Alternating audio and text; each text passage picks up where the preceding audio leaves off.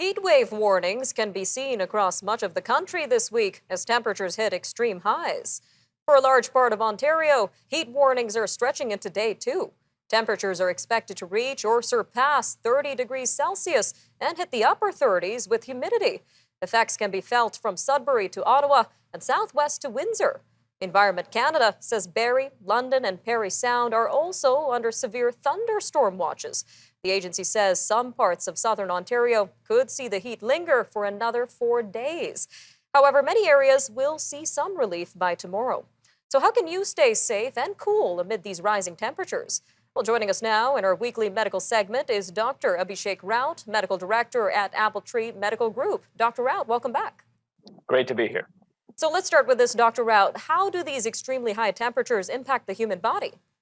Well, our bodies are just not meant to withstand high temperatures. As the heat outside goes up, it forces our core temperatures to increase as well. If that core temperature actually goes past 40, we start seeing organs shutting down and cells deteriorating. There's a lot of consequences to that, of course. We have preliminary research that shows that in southwestern Ontario in particular, we see a 22% increase in emergency department visits during these heat seasons, according to data analyzed from 2002 all the way to 2019. So quite a severity that occurs with heat. Some very concerning information there, Doctor. Now, there's also the issue of humidity. So what are the concerns around a mixture of high heat and humidity? Right. So when our surroundings go high in terms of heat, our body does what it should do, which is start sweating. That's an evaporative cooling mechanism. So our capillaries are going to sweat, and that's going to help bring down the temperature.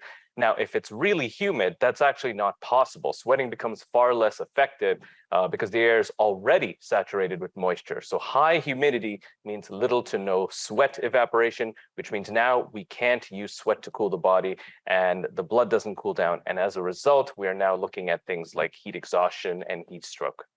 And in many cases, the summer heat can affect your body without you even realizing it. So what are some of the telltale signs of heat exhaustion or even heat stroke? So heat exhaustion really occurs when you have experienced an extensive loss of water or salt due to sweating. People will start feeling very lightheaded. They might have a bit of a headache. They feel tired and weak.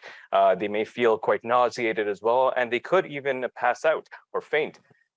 Most of the time, that isn't the case, however. But with heat stroke, what happens is the cooling mechanism completely fails. So you can't sweat, and the internal temperature goes up. So what you're seeing in a heat stroke situation is confusion, hallucinations, rapid breathing, and loss of consciousness. All right, Doctor, let's talk about solutions. So what kind of steps can we take to treat heat exhaustion in particular? So what we're seeing with heat exhaustion is the body temperature is increasing. We're seeing that excessive sweating. What we know is that for heat exhaustion, the best thing to do is make sure that we're in the shade, resting, and providing some kind of electrolyte replacement, mostly water and electrolytes, that could quickly veer out of that dangerous territory. Cold packs, washing the head, face, and neck with cold water, and frequently sipping cool water also brings down that body temperature. And what about the more extreme heat stroke? What can you do to help someone who may be suffering from this?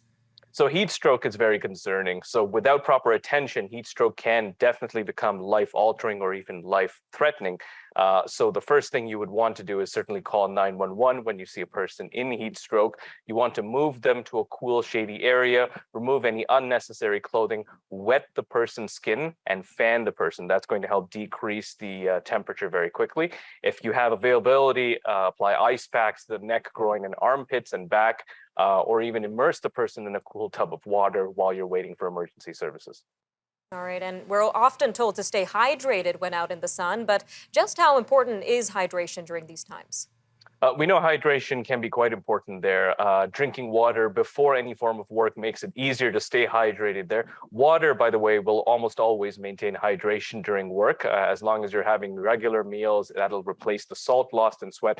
But if you're going to be outside for several hours, then sports drinks are quite helpful as well because they provide the water and the electrolytes and salts that are lost in sweat. All right, Dr. Rao, thank you for another informative segment on Forum Daily. We'll see you next week. Thanks so much.